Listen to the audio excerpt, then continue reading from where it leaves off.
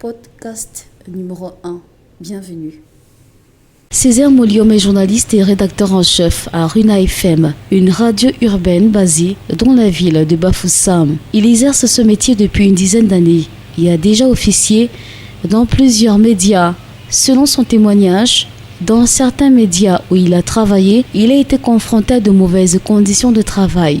Entre autres, l'absence de contrat de travail, des mois de salaire impayés ou encore aucune affiliation à la Caisse nationale de prévoyance sociale, CNPS. Césaire Moliom garde de mauvais souvenirs. Nous avons travaillé pour beaucoup de médias et pour certains sans contrat, puisque vous avez besoin de commencer votre vie, vous vous y lancez. Au cours de 2, 3, 4 mois, vous vous retrouvez à ne plus avoir de salaire. Il n'y a rien qui vous protège pour vous retrouver à abandonner parce que nous ne pouvons plus, en laissant des mois d'arrêt de salaire qui n'ont jamais été soldés. À force d'avancer, nous rendons compte que la presse privée, pour ce qui la concerne, a beaucoup de problèmes dans notre pays. Pendant ce temps, on se rend bien à l'évidence que ces patrons, directeurs de publication, patrons de médias roulent carrosse. Ils sont bien à l'aise, ils se font des richesses sous le dos de leurs reporters. C'est devenu véritablement critique et il arrive que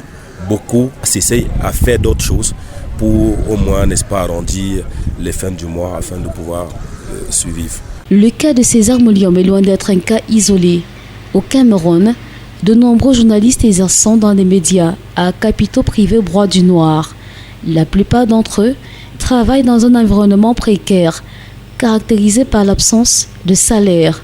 Pour le chef de chaîne de Radio Bonne Nouvelle, cette précarité s'explique par le contexte économique difficile auquel sont confrontés les médias privés. Toutefois, il reconnaît que certains patrons de presse ont aussi leur part de responsabilité. Lorsqu'on a un média à gérer, il faut tout faire pour que celui-ci ait les entrées qui lui permettent de pouvoir régler toutes ses charges. Malheureusement, l'environnement économique dans lequel la plupart de nos médias évoluent, sinon tous les médias, ne prédispose pas ceux qui devraient en amont recevoir quelque chose pour redistribuer à leurs employés.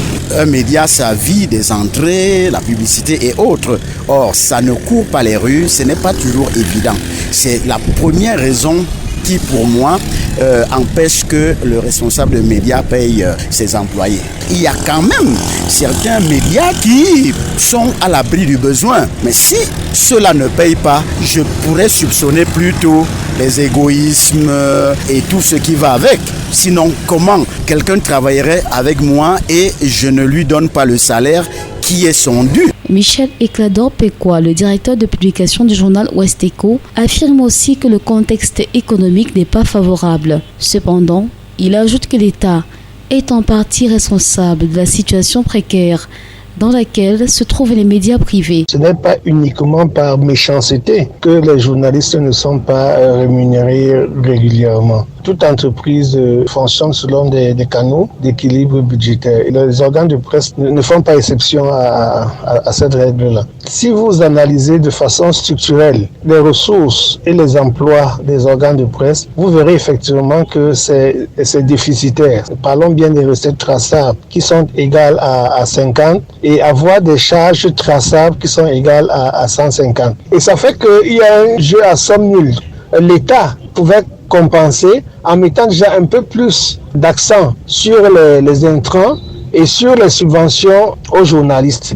On a parlé il y a quelques années de la convention collective des journalistes, mais c'était des conventions pour faire plaisir à certains bailleurs de fonds qui avaient financé cette initiative. En effet, la liberté d'expression oblige les autorités à adopter des mesures en vue de promouvoir la diversité des médias. Si l'on peut considérer que cette diversité est une réalité, l'État en revanche ne prend pas suffisamment d'actions concrètes afin de soutenir les secteurs des médias qui connaissent des difficultés majeures depuis de nombreuses années. La déclaration de principe sur la liberté d'expression en Afrique précise pourtant en son point 14 que les États doivent favoriser un environnement économique général au sein duquel les médias peuvent se développer. Malheureusement au Cameroun, l'appui financier accordé par le gouvernement à la presse privée ne cesse de rétrécir. En 2023, cet appui s'élève à 56 millions de francs CFA pour plus de 70 organes de presse, contre 250 millions de francs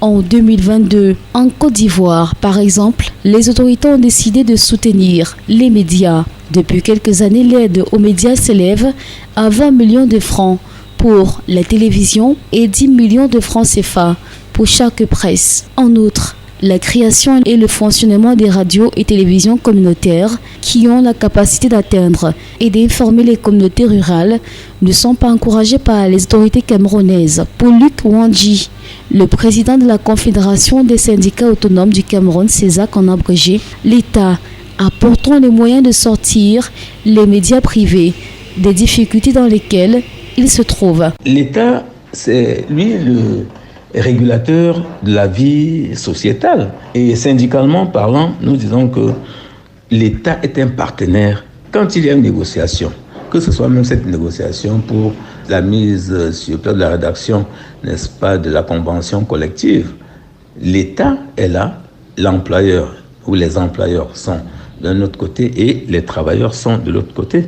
Ça fait que c'est l'État, lui, il dispose, n'est-ce pas, des moyens, tous les moyens nécessaires pour faire respecter les clauses contractuelles entre les différents partenaires sociaux, n'est-ce pas? Et il devait rester bienveillant pour qu'aucun parti ne soit lésé dans un contrat.